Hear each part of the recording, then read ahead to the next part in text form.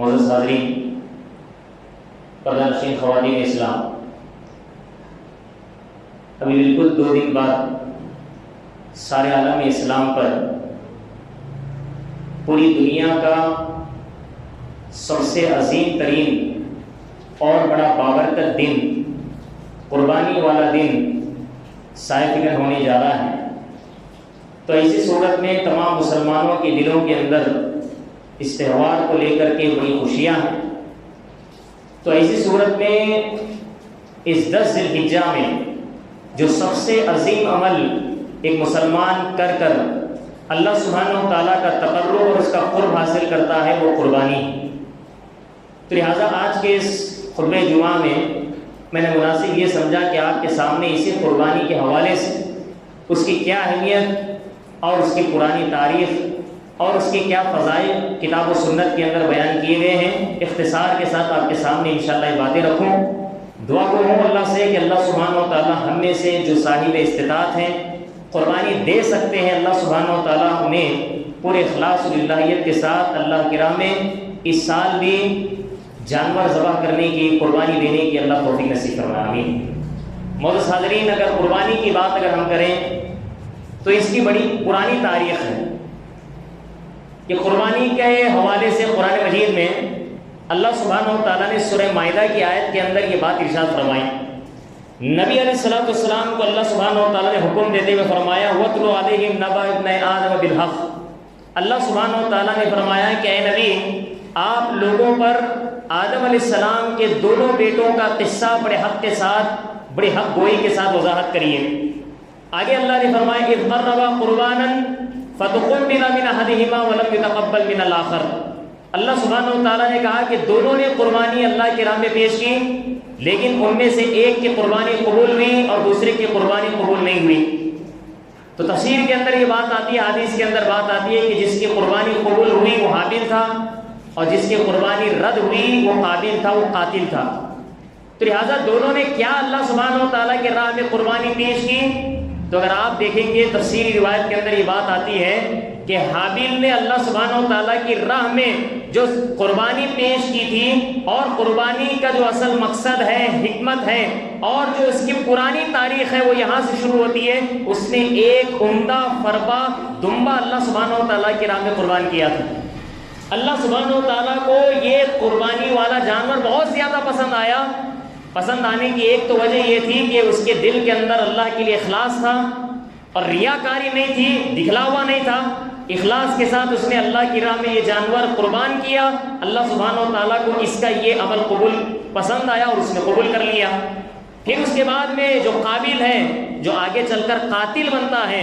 تو لہٰذا یہ اپنے بھائی سے کہتا ہے حابیل سے لَأَقْتُلَنَّكَ، کہ ضرور و ضرور میں تجھے قتل کر دوں گا۔ تو اس کے جواب میں حابیل نے کہا انما يتقبل اللہ من المتقین، کہ اللہ سبحانہ و تعالیٰ پرہیزگاروں کے عمل کو ہی اللہ تعالیٰ قبول فرماتا ہے۔ تو اسی سے خود یہ بات معلوم ہوئی کہ حابیل جو تھا وہ واقعتاً متقی تھا، پرہیزگار تھا، اس کے دل کے اندر تقویٰ تھا اللہ تعالیٰ کا، اور یہ تقویٰ کام آیا کہ اس کی قربانی قبول ہوئی۔ اور جو قابل ہے، جو قاتل تھا، آگے چل کے بنتا ہے اللہ سبحانہ و تعالیٰ کی راہ میں، گرچہ کہ اس نے بھی قربانی پیش کی تھی، لیکن وہ گیہوں کی قربانی اس نے دی تھی، لیکن گیہوں بھی کیسا گیہوں؟ کہا کہ بالکل ردی قسم کا اور گھٹیا قسم کا اس نے اللہ تعالیٰ کی راہ میں وہ قربان کیا تھا گیہوں۔ اللہ سبحانہ و تعالیٰ نے اس کی قربانی کو قبول نہیں فرمایا۔ تو بہرحال بات یہ معلوم ہوئی کہ اتنی قدیم تاریخ ہے قربانی کی، جانور دینے کی اللہ کی راہ میں۔ تو لہٰذا یہ تو آدم علیہ السلام کے اپنے سگے بیٹے حابیل کی تاریخ سے یہ چیز سبحان اللہ نکل کے آتی ہے۔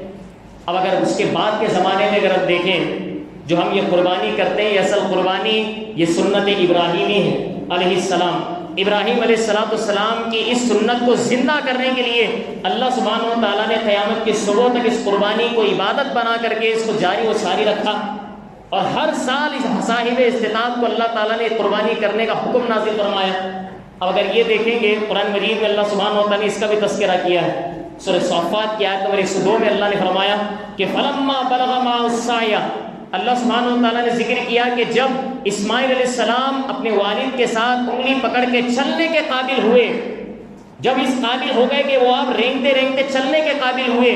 تو اللہ سبحانہ و تعالیٰ نے ابراہیم علیہ السلام کو خواب دکھایا اور یہ بتایا کہ یہ ابراہیم اب وقت آ چکا ہے کہ آپ اپنے اس لخت جگر بیٹے کو قربان کریں اسماعیل۔ تو لہٰذا اب اس کے بعد میں جب یہ خواب دیکھا ابراہیم علیہ السلام نے اپنے بیٹے سے یہ بات کہنے لگے، یہ خواب سنانے لگے، کہا کہ یا بنی انی ارا فی المنام، اے میرے بیٹے میں خواب کے اندر دیکھتا ہوں انی اذبحک، کہ بے شک میں تجھے ذبح کر رہا ہوں، فانظر ماذا تری، بتا کہ تیری رائے کیا ہے۔ اب جب یہ خواب دیکھا ابراہیم علیہ السلام نے سوائے اپنے بیٹے کے کسی اور سے جا کر کے انہوں نے مشورہ نہیں کیا، یہ واقعہ بیٹے کے علاوہ انہوں نے کسی کو نہیں بتایا۔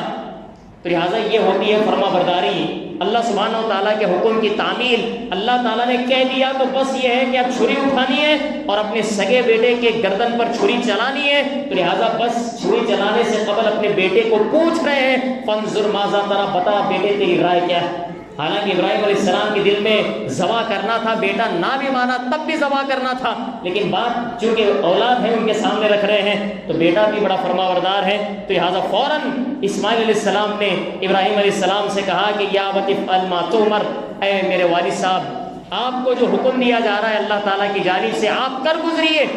آپ ضرور مجھے صبر کرنے والوں میں سے پائیں گے۔ تو لہٰذا یہاں باپ بیٹے تھے، دونوں نے مل کر کے اللہ سبحانہ و تعالیٰ نے جو قربانی پیش کرنے کا حکم دیا ہے، تو لہٰذا ابراہیم علیہ السلام اپنے بیٹے کو ذبح کرنے کے لیے تیار ہو گئے، اور ایسی صورت میں وہاں چھری چلانے کے لیے بالکل ابھی تیار ہی تھے کہ اللہ سبحانہ و تعالیٰ کا کرنا ایسا ہوا کہ اسماعیل کی جگہ اللہ تعالیٰ نے وہاں پر ایک دمبا بھیجا، اور وہ دمبے کی قربانی ابراہیم علیہ السلام نے فرمائی۔ تو معلوم یہ ہوا کہ دیکھیں یہ بھی ایک تاریخ اپنی ایک اندر قدیم تاریخ رکھتی ہے کہ ابراہیم علیہ السلام نے جو چھری چلائی، بہرحال وہ چھری ایک دمبے پر جا کر کٹی ہے، تو لہٰذا یہ جانور قربان کرنے اللہ سبحانہ و تعالیٰ کو یہ عمل اتنا پسند ہے۔ آپ اگر دیکھیں گے یہ قربانی جو ہم کہتے ہیں یہ قربانی کا اصل مطلب کیا ہے، تو لہٰذا یہ قربانی اگر ہم عربی لفظ سے اگر دیکھیں گے تو اس کا معنی خود ہوتا ہے قرب، اور قرب کا معنی ہوتا ہے تقرب حاصل کرنا، یعنی اللہ سبحانہ و تعالیٰ کی خوشنودی رضامندی حاصل کرنا۔ تو یہ قربانی ہم جو کرتے ہیں اصل میں یہ قربانی کر کر اللہ کا تقرب ہم حاصل کرتے ہیں، تقرب الہی کا ایک بہت بڑا اور بہت بنیادی سبب سبحان اللہ یہ عبادت قربانی ہے۔ قرآن کے اندر اگر ہم دیکھیں تو لہٰذا ایسی کئی آیت کریمہ الحمدللہ قربانی کے حوالے سے ہم اور آپ کو ملتی ہیں۔ یہ سمجھ لیجئے کہ یہ جو جانور ہم کو نظر آتے ہیں یہ واقعتاً اللہ سبحانہ و تعالیٰ کی ایک بہت عظیم مخلوق ہے، اور اللہ سبحانہ و تعالیٰ کی ایک بہت بڑی نعمت ہے جو اللہ تعالیٰ نے ہم انسانوں پر کیا ہے، جنات پر کیا ہے۔ اب اللہ سبحانہ و تعالیٰ نے اسی کا تذکرہ کرتے ہوئے سورہ حج کی آیت میں اللہ سبحانہ و تعالیٰ نے فرمایا وَالْبُدْنَ جَعَلْنَاهَا لَكُم مِّن شَعَائِرِ اللَّهِ، اللہ سبحانہ و تعالیٰ نے کہا کہ یہ جو جانور اونٹ ہے، اونٹ، اس جانور کو ہم نے تمہارے لیے اللہ تعالیٰ کی نشانیوں میں سے بڑی نشانی بنا دی ہے۔ یہ اونٹ کو اللہ سبحانہ و تعالیٰ نے رہتی دنیا تک نشانی بنایا ہے۔ یہ جانور قد و قامت کے اعتبار سے، اس کی تخلیق کے اعتبار سے، اس کے گوشت کے اعتبار سے، ہر چیز کے اعتبار سے اللہ تعالیٰ نے اس اونٹ کے جانور کو سبحان اللہ یہ اللہ کی نشانیوں میں سے ایک نشانی قرار دیا ہے۔ آگے اللہ نے فرمایا لکم فیہا خیر، اللہ نے کہا کہ تمہارے لیے ان جانوروں کے اندر خیر ہے، فائدے کی چیزیں ہیں۔ فاذکروا اسم اللہ علیہا صواف، اب اللہ سبحانہ و تعالیٰ نے کہا کہ اب اس جانور کو کھڑے کھڑے نہر کر کے اس کے بعد اس کو ذبح کر کے اللہ تعالیٰ کا نام لینا اس سے قبل، لہٰذا اب اللہ سبحانہ و تعالیٰ نے حکم دیا ہے، کہا کہ ایک الگ طریقہ ہوتا ہے اون کو ذبح کرنے کا، تو ذبح سے پہلے نہر کرتے ہیں، کھڑے کر کر کے ایک پاؤں اس کا باندھ کر کے اسے نہر کرتے ہیں، پھر جب وہ گر جاتا ہے اسی کا تذکرہ اللہ فرما رہے فَإِذَا وَجَبَتْ جُنُوبُهَا، اور جب اس کا پہلو کٹ کر کے بہرحال زمین پر گر جاتا ہے فَكُلُوا مِنْهَا، تو ایسی صورت میں اس کا جو گوشت ہے وہ خود بھی کھاؤ، فَأَطْعِمُوا الْقَانِيَ وَالْمُعْتَرَّ، اور جو مانگنے والا ہے سائل اس کو بھی وہ گوشت دے دو، اور جو نہیں مانگنے والا ہے اور جو استغنا دکھاتا ہے بہرحال ایسے انسان تک بھی گوشت پہنچنا چاہیے، اس کو بھی گوشت کھلاؤ۔ پھر آگے اللہ نے فرمایا كَذَلِكَ سَخَّرْنَاهَا لَكُمْ لَعَلَّكُمْ تَشْكُرُونَ، اور اسی طریقے سے ہم نے ان جانوروں کو تمہارے ماتحت کیا، مسخر کیا، تاکہ تم اللہ تعالیٰ کی شکر گزاری بجا لا سکو۔ تو لہٰذا ایک چیز معلوم یہ ہوئی، کہا کہ اللہ تعالیٰ نے جب ان جانوروں کو پیدا کیا اللہ سبحانہ و تعالیٰ نے حکمت کے تحت پیدا کیا ہے، اور یہ آپ بھولیے مت کہ جانور ہم انسانوں کے رہنے اور جینے اور بسنے کا ذریعہ ہے، ہم کھاتے ہیں یہ جانور، تو لہٰذا اس کی وجہ سے ہمیں اللہ تعالیٰ طاقت نصیب کرتے ہیں، یہ جانوروں کو ہم کھاتے ہیں جس کی وجہ سے اللہ سبحانہ و تعالیٰ ہمیں صحت و عافیت میں رکھتا ہے، تو لہٰذا یہ بہت سارے فائدے اللہ تعالیٰ نے جانوروں کے اندر رکھے ہیں۔ تو جب جانور ہمارے پاس متوفر ہیں، بہت زیادہ جانور ہمارے پاس ہیں، تو لہٰذا حق تو یہ ہے کہ اس نعمت کا صحیح استعمال کیا جائے، اللہ کی راہ میں اس کو قربان کر کے تقرب حاصل کیا جائے، شکر گزاری کی جائے۔ اور ایک چیز یہ ہے جب اللہ تعالیٰ نے انسان کو اپنا مال دیا ہے تو حق تو یہ ہے کہ اس مال کا صحیح استعمال کریں اللہ کی راہ میں، اور ایک جانور ذبح کریں اس عید الفطر کے دن، عید الاضحیٰ کے دن۔ اب دیکھیے نبی علیہ الصلوۃ والسلام کی جو حدیث ہے جس میں آپ نے فرمایا یہ جو دن ہے کتنا عظیم دن، کتنا بڑا دن ہے۔ آپ نے ایک حدیث کے اندر فرمایا ان اعظم الایام عند اللہ یوم النحر ثم یوم القر۔ نبی علیہ الصلوۃ والسلام نے کہا کہ دنیا کے جتنے بھی ایام ہیں 365 دن ہیں، وہ 365 دنوں میں سب سے اعظم، سب سے اشرف، سب سے بابرکت، سب سے اگر نیکی کا موقع ملنے والا ہے انسان کو تو آپ نے فرمایا یوم النحر، وہ قربانی والا دن ہے۔ ثم یوم القر، اور اس کے بعد کا جو دن ہے یعنی ایام التشریق کا پہلا دن، تو لہٰذا 11ویں ذوالحجہ وہ اللہ سبحانہ و تعالیٰ کے نزدیک قربانی والے کے بعد وہ دن سب سے زیادہ اللہ کو محبوب ہے، پسندیدہ ہے۔ اب اس کے بعد ایک چیز یہ دیکھیں آپ کہ قربانی کا دن ہے 10 ذوالحجہ ہے، عید الاضحیٰ ہے، یوم النحر ہے۔ اس دن اللہ سبحانہ و تعالیٰ کو سب سے زیادہ پسندیدہ عمل اگر کوئی ہے تو سبحان اللہ حدیث کے اندر یہی بات معلوم ہوتی ہے کہ اللہ سبحانہ و تعالیٰ کو قربانی سے بڑھ کر کے اس دن کوئی عمل اس سے زیادہ پسند نہیں ہے۔ لہٰذا ہم پورے دن دوسری عبادتیں کرتے رہیں لیکن یہ قربانی والا جو عمل ہے اس کا مقابلہ کوئی اور عبادت نہیں کر سکتی۔ تو لہٰذا صاحب استطاعت جو انسان ہوتا ہے وہ فوراً ایسی صورت میں جانور خرید کر کے فوراً یوم النحر کے دن اسے پہلے دن کے اندر زیادہ ثواب حاصل کرنے کی غرض سے اسے قربانی دینی چاہیے۔ تو بہرحال اس کا تذکرہ قرآن کے اندر ملتا ہے۔ اور آیت میں اللہ نے فرمایا وَلِكُلِّ أُمَّةٍ جَعَلْنَا مَنسَكًا، اللہ سبحانہ و تعالیٰ نے کہا جتنی بھی امتیں دنیا کے اندر آئی سب امتوں کے لیے اللہ تعالیٰ نے قربانی کا کوئی نہ کوئی ایک طریقہ مقرر کیا تھا۔ ہر امت کے لیے کوئی نہ کوئی قربانی تھی۔ لِيَذْكُرُوا اسْمَ اللَّهِ عَلَىٰ مَا رَزَقَهُم مِّن بَهِيمَةِ الْأَنْعَامِ، اللہ تعالیٰ نے جو پالتو جانور رکھے ہیں ان پالتو جانوروں پر اللہ کا رزق کھاتے ہوئے ان کے اوپر اللہ کا نام لیا جائے۔ لہٰذا یہ چیز اللہ بتا رہے ہیں کہ جانور ہے قربانی کرنا، اللہ کا نام لینا اس کے اوپر۔ تو لہٰذا یہ تمام چیزیں ہیں۔ اب اس کے اندر ایک چیز اگر ہم بات بتائیں، یہ جانور ہے قربانی کا، تو لہٰذا ہم اسے چاہے قربانی کے دن ذبح کریں یا عام طور پر اپنی خوراک کے لیے ہم اسے استعمال کریں، واقعتاً اللہ سبحانہ و تعالیٰ نے اس کے گوشت کے اندر انسانوں کے لیے بڑے فائدے رکھے ہیں۔ ہم نے جیسے اشارتاً یہ بات بتائی کہ ہاں انسانی جسم کے اندر طاقت بخشنے والی یہ چیز ہوا کرتی ہے، اور شریعت جب کوئی چیز مقرر کرتی ہے کسی چیز کے لیے تو اس کے اندر ذرا برابر بھی نقصان اور ضرر کا پہلو نہیں ہوتا، سوائے خیر کے فائدے کے اور کوئی دوسری چیز اس کے اندر نہیں ہوتی ہے۔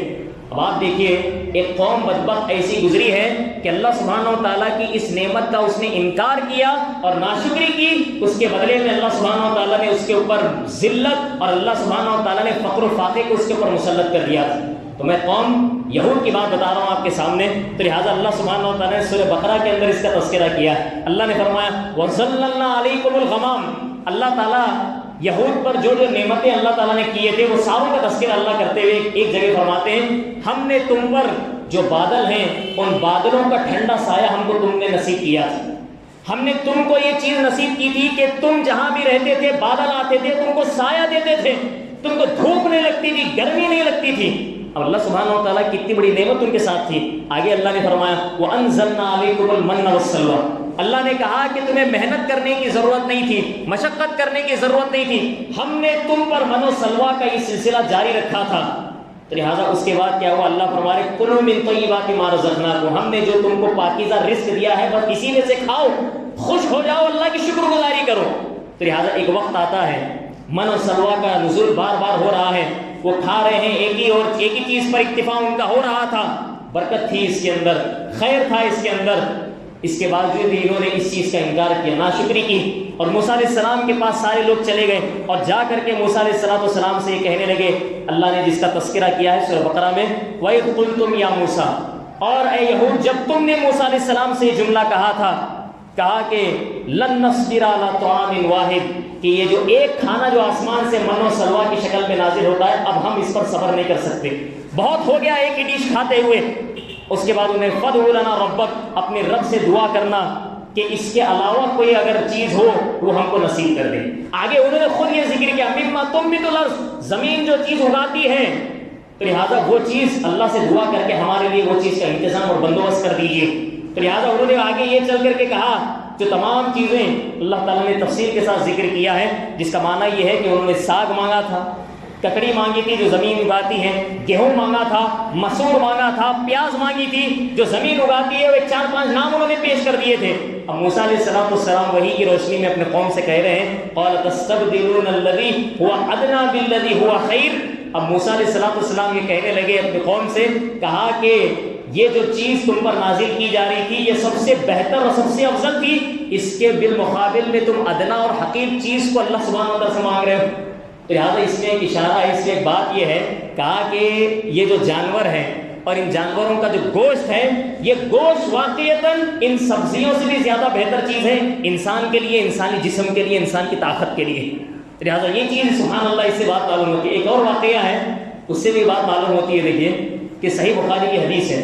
کہ جس میں مدینے میں ایک مرتبہ قحط سالی پڑ گئی تھی، معاشی اعتبار سے کمزوری چل رہی تھی، تو ایسی صورت میں نبی علیہ السلام کو ایک مرتبہ جنگ کے لیے چند صحابہ کو بھیجنا تھا۔ تو جنگ کے لیے آپ نے تقریباً 300 افراد پر مشتمل ایک لشکر صحابہ کا بھیجا، اور 300 افراد مل کر کے جانے لگے وہاں جنگ کرنے کے لیے۔ تو وہاں جو سپہ سالار تھے تو انہوں نے کیا کیا، کہا کہ 300 افراد ہیں اور ہمارے پاس کھانے کے لیے کچھ نہیں ہے۔ نبی علیہ السلام نے بس کھجور کا ایک بورا ساتھ میں دیا تھا، کہا کہ اتنا ہی ہمارے پاس، اس سے جتنا ہو سکے کھا کر پی کر کے بس تم اپنی زندگی بسر کرنا۔ تو لہٰذا یہ کھجور کا ایک بورا دیے۔ اب نبی علیہ السلام کے حکم کے مطابق جو سپہ سالار ہیں، کمانڈر ہیں، انہوں نے کیا کیا، سب سے پہلے سب کو ایک ایک کھجور دی، کہا کہ ایک ایک کھجور ملنے کے بعد کسی کو کچھ نہیں ملا۔ پھر انہوں نے یہ بھی مطالبہ کیا، کہا کہ یہ جو کھجور کی گٹلیاں ہیں واپس کرنا، کھجور کھا کر کے۔ سب نے کھجور کھا لی، یہ ساری گٹلیاں واپس کر دی۔ پھر اس کے بعد میں کھجور کھانے کے بعد الحمدللہ اس کے اندر بھی اللہ نے بڑی طاقت رکھی ہے کھجور کے اندر۔ ایک کھجور سے الحمدللہ ایک انسان کافی دیر تک الحمدللہ بھوک کو مٹا سکتا ہے۔ تو لہٰذا صحابہ کرام تو کئی دن کھجور پر زندگی بسر کی ہے۔ تو یہ کھا لیے۔ اب کھانے کے بعد کیا ہوا، کہا کہ پھر انہیں اور بھوک لگی، تو لہٰذا وہ جو کمانڈر تھے انہوں نے جو گٹلیاں لی تھی کھجور کی، وہ گٹلیاں واپس کر دی۔ کہا کہ اب اس کو چوسنے کے علاوہ تمہارے پاس کوئی راستہ نہیں، ہمارے پاس کچھ نہیں ہے کھانے کے لیے اب۔ تو لہٰذا وہ واپس انہوں نے لے کر کے منہ میں چبا کر کے اس کو کھانے لگے، اس کو کسی طریقے سے اپنی بھوک مٹانے لگے۔ اب اللہ سبحانہ و تعالیٰ بھی ان کے صبر کو دیکھ کر کے ایک وقت ایسا آیا الحمدللہ کہ سمندر کے ساحل کے کنارے اللہ سبحانہ و تعالیٰ نے ان صحابہ کے لیے کھانے کا بندوبست فرمایا۔ کہا کہ ایک بہت بڑی مچھلی سبحان اللہ ان کے ہاتھ لگی، اور کہا جاتا ہے کہ دنیا کی سب سے عظیم اور سب سے بڑی مچھلی جو ہے وہ اللہ سبحانہ و تعالیٰ نے کھانے کے لیے اس مچھلی کی شکل میں ان کا انتظام فرمایا۔ اور صحابہ کرام نے جب دیکھا کہ مچھلی سمندر کے باہر آ کر کے مر چکی ہے اور الحمدللہ اس کا کھانا بالکل حلال ہے، تو ایسی صورت میں سارے صحابہ کرام جو 300 کا لشکر تھا تقریباً اس کا گوشت نکالتے، پکاتے، کھاتے، اور تقریباً یہ ایک پوری مچھلی 300 صحابہ کرام کے لیے 1 مہینے کی تک کفایت کر گئی تھی۔ یعنی تقریباً 1 مہینے تک انہوں نے مچھلی کا گوشت سبحان اللہ کھایا ہے۔ تو اسی سے علم نے ایک نقطہ یہ نکالا ہے کہ اللہ سبحانہ و تعالیٰ نے بھی صحابہ کرام کو جو رزق اللہ سبحانہ و تعالیٰ نے دیا ہے وہ سبحان اللہ دیا ہے، تو وہ گوشت کی شکل میں دیا ہے۔ تو یہ گوشت کی اہمیت ہے، آپ سمجھیے۔ تو لہٰذا اب کون ہے دنیا کے اندر جو اس چیز کا انکار کرے؟ یہ باتیں آپ کے سامنے اسی لیے رکھ رہا ہوں کیونکہ یہاں پر بہت سارے لوگ ایسے ہیں ہمارے یہاں جو عام طور پر جو غیر مسلم ہیں وہ اس چیز کا انکار کرتے ہیں۔ کہا کہ جانوروں کو اس طریقے سے ناحق قتل نہیں کیا جانا چاہیے، ان کا گوشت نہیں کھانا چاہیے، بلکہ وہ صرف کہتے ہیں کہ یہ جو زمین جو اگاتی ہے وہی کھا کر کے انسان کو رہنا چاہیے، بچنا چاہیے۔ تو لہٰذا یہ ساری چیزیں ان کی تردید میں ہیں۔ لہٰذا وہ سمجھے نہیں ہیں کہ یہ جانوروں کو پیدا کرنے کی حکمت کیا ہے۔ اللہ نے حکمت یہی رکھی ہے کہ یہ جانور تاکہ انسان کا لقمہ بن جائے، انسان کی خوراک بن جائے۔ اب لہٰذا یہ چیز اس کے اندر یہ بات معلوم کی بہرحال۔ اب اگر اس کے اندر حدیث میں دیکھیں ہم تو پیارے نبی علیہ السلام کی اسی چند حدیثیں ہم کو ملتی ہیں جس سے بات بالکل روزے روشن کی طرح عیاں ہو جاتی ہے کہ یہ جو قربانی ہے، یہ قربانی، یہ عبادت بہت اہمیت کی حامل عبادت ہے۔ پہلے قرآن مجید کی ایک آیت سورہ کوثر میں اللہ سبحانہ و تعالیٰ نے فرمایا کہ انا اعطیناک الکوثر۔ اللہ سبحانہ و تعالیٰ نے کہا اے نبی بے شک ہم نے آپ کو حوض کوثر عطا فرمایا ہے، فصلی لربک وانحر۔ اللہ سبحانہ و تعالیٰ نے کہا لہٰذا اپنے رب ہی کے لیے نماز پڑھیے اور اپنے رب کے لیے قربانی دیجیے۔ اب مفسرین نے اس آیت کی تفسیر میں بات لکھی ہے چونکہ دونوں چیزوں کا تذکرہ بیک وقت اللہ نے کیا ہے، کہا کہ ایک ہے نماز اور کہا دوسرا قربانی۔ تو اہل علم کہتے ہیں کہ یہ دونوں چیزیں جو ہے نا عید کے مناسبت میں کہی گئی ہیں، یعنی یہ نماز کا تذکرہ ہو رہا ہے عید کی نماز کا، اور قربانی ہو رہی ہے ظاہر سی بات عید الاضحیٰ کے دن جو قربانی کی جاتی ہے اس کا قربانی کا تذکرہ ہو رہا ہے، اور یہ حکم ہے، حکم جو حکم عام طور پر وجوب پر دلالت کرتا ہے اور واجب ہونے کی ایک عین دلیل ہوتی ہے۔ اسی سے اہل علم نے یہ بات بتائی کہ عید کی نماز پڑھنا مردوں کے لیے واجب ہے، اور اسی طریقے سے صاحب استطاعت پر قربانی کرنا واجب ہے۔ یہی سورہ کوثر کی اس آیت کریمہ سے دلیل نکالی اہل علم نے۔ اور ایک اور دلیل ہے، حدیث سے دی ہے، نبی علیہ الصلوۃ والسلام نے فرمایا، ابن ماجہ کی حسن درجے کی روایت ہے، پیارے نبی علیہ الصلوۃ والسلام نے فرمایا من کان لہ سعۃ، آپ نے فرمایا کہ اگر کسی بندے کے اندر قربانی کرنے کی طاقت اور استطاعت ہو، ولم یضحی، اور اس بندے نے قربانی نہیں کی، تو آپ نے فرمایا فلا یقربن مصلانا، ایسا انسان ہمارے مصلی کے قریب تک نہ آئے عید کی نماز پڑھنے کے لیے۔ تو آپ یہ اندازہ لگائیے اب کہ نبی علیہ الصلوۃ والسلام کس انداز میں فرما رہے ہیں، یہ زجر ہے، یہ توبیخ ہے، اور نبی علیہ الصلوۃ والسلام ناراض ہیں ایسے انسان سے جو طاقت رکھتے ہوئے بھی وہ قربانی نہیں کرتا اللہ سبحانہ و تعالیٰ کی راہ میں۔ تو ایسا انسان ہمارے مصلی تک قریب تک نہ آئے، ہماری جماعت میں ہو کر کے نماز تک نہ پڑھے یہ انسان۔ تو لہٰذا یہ ایک بہت عظیم بات ہے، یہی دلیل ہے کہ اس سے بات معلوم ہوتی ہے کہ ہاں قربانی کرنا بہرحال یہ چیز واجب ہے، گرچہ کہ اہل علم کے مابین اختلاف ہے، بس جمہور اہل علم تو اس کو سنت موقدہ قرار دیتے ہیں، لیکن پھر بھی کتاب و سنت کے دلائل واضح ہیں، اس سے بات معلوم ہوتی ہے کہ یہ چیز واجب ہے۔ ایک اور حدیث ہے ابن ماجہ کی جو وہ بھی حسن درجے کی روایت، پیارے نبی علیہ الصلوۃ والسلام نے فرمایا یا ایھا الناس، اے لوگوں، ان علی کل اہل بیت، کہ ہر گھر والوں پر واجب ہے، ہر گھر والوں پر واجب ہے، فی کل عام، ہر سال اضحیہ، ایک قربانی کا جانور۔ دیکھیے آپ کہہ رہے ہیں کہ ہر گھر والوں پر، تو مطلب یہ ہے کہ جو صاحب استطاعت ہے، تو جو صاحب استطاعت ہے، طاقت جن کے پاس ہے مالی اعتبار سے، وہ ہر گھر میں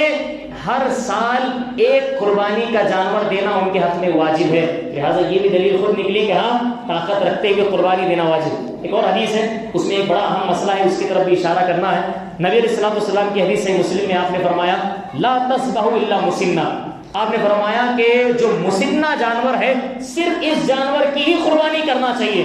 الا ان یؤسر علیکم، ہاں مگر یہ کہ تم پر اگر یہ جانور ملنا مشکل ہو جائے، تم دشواری میں مبتلا ہو جاؤ، فتذبحوا جزاء من الظالم، تو ایسی صورت میں جو جزا ہے یعنی بھیڑ اور اس کا جو ایک سالہ جو دمبا ہے، ایک سالہ بھیڑ ہے، اس کی تم قربانی ایسے حالت میں کر سکتے ہو۔ اب یہ مسنہ کیا چیز ہے اس کو جانیے آپ پہلے۔ تو تمام اہل لغت، اہل فقہ، اہل تفسیر نے مسنہ کا یہی معنی انہوں نے ذکر کیا ہے، اس کے علاوہ کوئی اور معنی اس کا نہیں نکلتا۔ کہا کہ مسنہ جانور کہتے ہیں اصل میں دودھ والے جانور کو، یعنی وہ جانور جس کے دودھ کے دانت گر گئے ہوں سامنے کے، پھر اس کے بعد جو دوبارہ اس کے دانت آتے ہیں، اس وقت اس جانور کو کہا جاتا ہے مسنہ، اور حدیث کے اندر کہا جا رہا ہے کہ ایسے جانور ہی کی قربانی کرنا ہے۔ تو لہٰذا یہاں پر ایک بڑا مسئلہ جو عام طور پر کثرت کے ساتھ یہ عام بات کہی گئی ہے، بتائی گئی ہے کہ یہاں مسنہ سے مراد بہرحال عمر کے اعتبار سے جانور ہے، یعنی اس کے دودھ کے دانت گرے ہوں یا نہ گرے ہوں، لیکن وہ جانور اگر فلاں جانور اگر ہے اس کی عمر کو وہ پہنچ گیا تو قربانی کر سکتے ہیں۔ یہ بات بہرحال ایک قسم کی بتائی گئی ہے، لیکن وہ لغت کے اعتبار سے بھی، شرعن اعتبار سے بھی یہ مسنہ کا معنی وہ فٹ نہیں ہوتا۔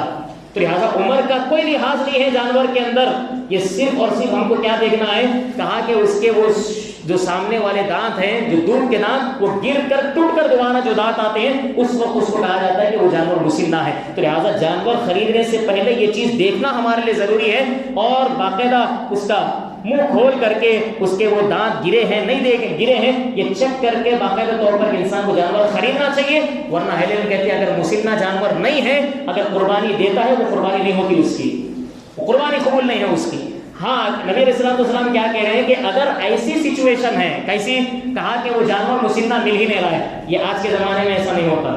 وہ پہلا زمانہ یا وہ زمانہ اگر ایسا آ گیا کہ جانور ملنا مشکل ہو گئے مثال کے طور پر، تو ایسی صورت میں نبی علیہ الصلوۃ والسلام نے پرمیشن دی، کہا کہ بھیڑ جو ہے، بھیڑ،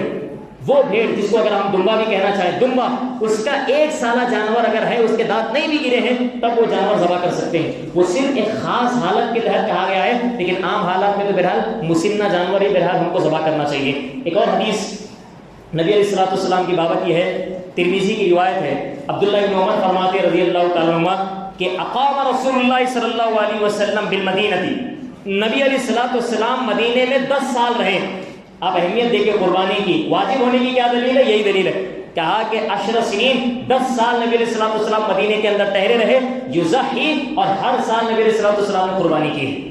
تو آپ اس سے اندازہ لگا سکتے ہیں کہ 10 سال کا قیام مدینے میں ہے اور پورے 10 سال نبی علیہ الصلوۃ والسلام نے سبحان اللہ قربانی فرمائی ہے. اور حدیث کے اندر آتا ہے کہ آپ 2 مینڈے 2 دمبا سبحان اللہ اللہ سبحانہ و تعالیٰ کی راہ میں قربان کیا کرتے تھے. تو لہٰذا یہ ایک عظیم سنت ہے، سنت ابراہیمی کے ساتھ یہ سنت محمدیہ بھی ہے. تو باقاعدہ طور پر اس کو ہر ایک انسان کو باقاعدہ کرنا چاہیے. ایک اور حدیث بخاری میں نبی علیہ الصلوۃ والسلام نے فرمایا ان اول ما نبدا به من یومنا ھذا. آپ نے کہا کہ یہ جو عید کا دن ہے سب سے پہلا عمل ہم عید کے دن جو کریں گے ان نصلیہ، سب سے پہلے عید کی نماز پڑھیں گے. ثم نرجع فننحر، پھر ہم اس کے بعد جائیں گے، اس کے بعد اللہ تعالیٰ کی راہ میں جانور ذبح کریں گے. فمن فعل ھذا، اور جو انسان ایسا عمل کرتا ہے، یعنی اس نے نماز بھی پڑھی اور اس نے قربانی بھی دی، یہ 2 عمل کوئی عید کے دن کرتا ہے، فقط اصاب سنتنا، تو اس بندے نے ہماری سنت کو پا لیا، ہماری طریقت کو پا لیا. تو لہٰذا معلوم یہ ہوا کہ جو انسان طاقت رکھتے ہوئے بھی، استطاعت رکھتے ہوئے بھی قربانی نہ دے، وہ نبی علیہ الصلوۃ والسلام کے طریقے پر اور آپ کی سنت پر ہرگز نہیں ہے.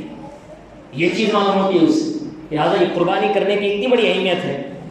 اس کے بعد ایک چند چیزیں ہیں جس کو ہمیں ذہن میں رکھنا ہے، وہ یہ ہے کہ دیکھیے یہ جو قربانی ہم کرتے ہیں اس کے جو مقاصد ہیں، یہ کس وجہ سے ہم اور آپ اور اتنے سالوں سے مسلمان قربانی کرتے ہیں، اللہ نے اس کے پیچھے کیا حکمت رکھی ہے، کیا مقصد رکھے. سب سے پہلا اور عظیم مقصد یہی ہے کہ اللہ سبحانہ و تعالیٰ انسانوں سے، ان کے دلوں سے اللہ سبحانہ و تعالیٰ کا ڈر اور تقویٰ دیکھنا چاہ رہے ہیں. قرآن کی اس آیت کریمہ میں اللہ تعالیٰ نے فرمایا لن ینال اللہ لحومها ولا دماؤها ولکن ینالہ التقویٰ منکم. اللہ سبحانہ و تعالیٰ نے کہا ان جانوروں کے نہ ہی گوشت اللہ کو پہنچتے ہیں، نہ ہی خون اللہ کے پاس پہنچتے ہیں. اگر کوئی پہنچتی ہے چیز اللہ کے پاس، وہ تمہارے دلوں کا تقویٰ ہے. جانور ہمارا چھوٹا ہو کوئی پرواہ نہیں ہے، ہمارا بالکل حقیر سا جانور ہو کوئی پرواہ نہیں ہے، لیکن میں اپنی استطاعت کے مطابق ایک جانور میں ذبح کر رہا ہوں، گرچہ وہ بکرا ہی کیوں نہ ہو، لیکن میرے دل کے اندر اللہ کا خوف ہے، ڈر ہے، تقویٰ ہے، اخلاص ہے، تو اللہ سبحانہ و تعالیٰ ایسے عمل کو قبول کرتا ہے. بڑا جانور خرید کر بھی اگر میں ریاکاری کر رہا ہوں، میرے دل میں رب کا تقویٰ نہیں ہے، تو ایسی صورت میں یہ بڑا جانور بھی اگر لاکھ میں بھی اگر آپ خرچ کر کے قربانی کریں تو لہٰذا اللہ سبحانہ و تعالیٰ کی بارگاہ میں یہ عمل نہ قبول ہے، اس کا کوئی ثواب انسان کو نہیں ملتا. تو لہٰذا یہ تقویٰ ایک سب سے بنیادی چیز ہے. اور یہ قربانی جو ہم کرتے ہیں وہ صرف اور صرف اللہ سبحانہ و تعالیٰ کے لیے ہم کو کرنی ہے. ویسے تو ہماری ساری زندگی کا ہمارا سارا عمل اللہ کے لیے ہے. نبی علیہ الصلوۃ والسلام سے اللہ نے فرمایا قل ان صلاتي ونسكي ومحياي ومماتي لله رب العالمین. اے نبی آپ یہ کہہ دیجئے کہ میری نماز، میری قربانی، میرا جینا اور میرا مرنا، یہ سب کے سب چیزیں اللہ رب العالمین کے لیے ہے، لا شریک لہ، اس کے علاوہ کوئی شریک نہیں ہے. وَبِذَلِكَ أُمِرْتُ، اسی چیز کا مجھے حکم دیا گیا ہے، وَأَنَا أَوَّلُ الْمُسْلِمِينَ، اور میں مسلمانوں میں سے سب سے پہلا مسلمان ہوں. تو لہٰذا یہ چیز کہی گئی، اس میں یہ خود دلیل ہے. کہا کہ ہم جو قربانی کر رہے ہیں وہ خالص اللہ سبحانہ و تعالیٰ کے لیے ہونی چاہیے، اور عمل اللہ سبحانہ و تعالیٰ جو قبول کرتے ہیں وہ خالص عمل ہی کو قبول کرتے ہیں. نبی علیہ الصلوۃ والسلام نے کہا، نسائی حدیث ہے، آپ نے فرمایا کہ ان اللہ لا يقبل من العمل الا ما كان له خالصا. آپ نے کہا کہ بے شک اللہ سبحانہ و تعالیٰ خالص عمل کو ہی قبول فرماتا ہے. وَابْتُغِيَ بِهِ وَجْهُهُ، اور جس عمل کے ذریعے اللہ کی خوشنودی حاصل کی گئی ہو ویسے عمل ہی کو اللہ سبحانہ و تعالیٰ قبول فرماتا ہے. اگر یہ جانور خرید کر کے ہم 4 لوگوں کے سامنے دکھانے کے لیے اگر نکالتے ہیں اپنے جانور کو، اور یہ چاہ رہے ہیں کہ ہمارے جانور پر لوگ نام کریں، نام رکھے، تعریف کریں ہمارے جانور کی، تو لہٰذا سمجھ لیجیے کہ یہ عمل نعوذ باللہ قابل قبول نہیں، یہ ریاکاری کے اندر ہے، یہ شرک اصغر ہے، یہ بہت بڑا کبیرہ گناہ ہے انسان کر رہا ہے. تو لہٰذا اپنے جانوروں کو جتنا ہو سکے اپنے گھروں میں رکھیے باندھ کر کے، اور صرف اللہ سبحانہ و تعالیٰ کو دکھا کر کے اپنے جانور کو اس دن قربان کریے. انسان اگر جانور اس دن ہو، کوئی دن ہو، اللہ کے علاوہ اگر کرتا ہے نعوذ باللہ، تو پیارے نبی علیہ الصلوۃ والسلام نے فرمایا کہ لعن اللہ من ذبح لغیر اللہ. آپ نے فرمایا کہ اللہ تعالیٰ کی لعنت ہو ایسے انسان پر جو اللہ کے علاوہ کسی غیر اللہ کے لیے جانور ذبح کرتا ہے. ایک چیز یہاں بولنے کی یہ ہے کہ آپ دیکھیں کہ ہر سال قربانی کا موسم آتا ہے، یوم النحر آتا ہے، تو ایسی صورت میں ہم میں سے کتنے بہت سارے افراد ہوں گے مال رکھتے ہوئے بھی ہم قربانی نہیں کرتے ہیں، لیکن بہت سارے ایسے مشرکین آپ کو ملیں گے، نام نہاد مسلمان آپ کو ملیں گے، چند ایام مخصوص کے اندر فلاں انسان کے لیے نعوذ باللہ غیر اللہ کے لیے ایک نہیں انیک جانور ذبح کرتے ہوئے آپ کو ملیں گے. تو غیر اللہ کے لیے خرچ کرنے کے لیے انسان بالکل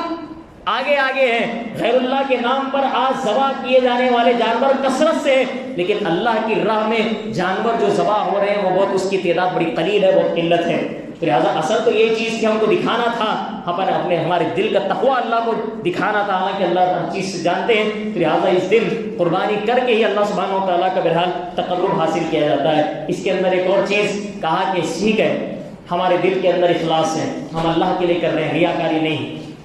اور ایسی صورت میں ہو سکتا ہے ہمارے دل کے اندر ڈر بھی ہو اللہ سبحانہ و تعالیٰ کا. ایک معنی میں یہ سب چیزیں بھی ہو، سنت کے مطابق ہی ہم قربانی دے رہے ہیں، لیکن سوال یہ ہے کہ جو جانور ہم خرید رہے ہیں تو یہ جو مال، جس مال سے جانور خریدا جا رہا ہے، یہ مال یا حلال کے طریقے سے کمایا گیا ہے یا حرام طریقے سے کمایا گیا ہے. تو لہٰذا جو بھی جانور ہم خرید رہے ہیں مال سے، یہ سارا کا سارا مال حلال کا ہونا شرط ہے. اور اللہ سبحانہ و تعالیٰ حلال کی کمائی ہی کا عمل اللہ سبحانہ و تعالیٰ قبول فرماتے ہیں. بہت سارے افراد حج کے لیے روانہ ہو گئے یا ہوتے رہیں گے، لیکن ان کا جو حج کا پیسہ لگایا ہوا ہے وہ سمجھ لیجئے نعوذ باللہ من ذالک حرام طریقے سے کمایا ہوا مال ہوگا. ان کا نہ حج قبول ہو رہا، ان کا نہ زکوٰۃ قبول ہو رہی، اور نہ ہی عید کے مناسبت میں ان کی قربانی قبول ہو رہی ہے. تو لہٰذا شرط یہ ہے اس میں کہ ہمارا جو جانور ہم خرید رہے ہیں تو لہٰذا یہ خالص حلال طریقے سے کمائے گئے مال سے اگر قربانی کریں گے تبھی جا کر کے اللہ سبحانہ و تعالیٰ ایسے جانور کی قربانی کو اللہ تعالیٰ قبول فرماتا ہے. چند باتیں میں نے قربانی کے حوالے سے آپ تمام لوگوں کے سامنے رکھی ہیں. بہرحال ایک چیز ذہن میں رکھیے کہ اگر ہمارے پاس طاقت ہے، استطاعت ہے، اللہ نے ہم کو مال دیا ہے، تو لہٰذا کبھی کبھی اس چیز میں کوتاہی مت کریے. جان بوجھ کر کے قربانی نہ کرنا، یقین مانیے اگر واجب کہہ رہے ہیں تو یہ عمل چھوڑنے کی وجہ سے ہمیں ایک کبیرہ گناہ نعوذ باللہ اس کا سامنا کرنا پڑے گا. اللہ تعالیٰ کی راہ میں ہم مجرم قرار پائیں گے. لہٰذا قربانی ہم پر کرنا لازم ہے، واجب ہے، ضروری ہے. ایک جانور اپنے گھر والوں کی طرف سے انشاءاللہ تعالیٰ اس سال بھی ہم کو قربان کرنا ہے، جیسا کہ ہم پچھلے سالوں کے اندر بہرحال کرتے آئے ہیں. اللہ سے دعا ہے کہ اللہ سبحانہ و تعالیٰ ہم سب کو اس سال بھی ہمیشہ کی طرح اس سال بھی اللہ سبحانہ و تعالیٰ کی راہ میں جانور ذبح کرنے کی اللہ تعالیٰ ہم سب کو توفیق نصیب فرمائے. اس قربانی کی سنت کو اللہ سبحانہ و تعالیٰ تا قیامت مسلمانوں کو جاری و ساری رکھنے کی اللہ تعالیٰ توفیق نصیب فرمائے. آمین. وقولوا قولی ھذا واستغفر اللہ لی ولکم ولسائر المسلمین انہ هو الغفور الرحیم.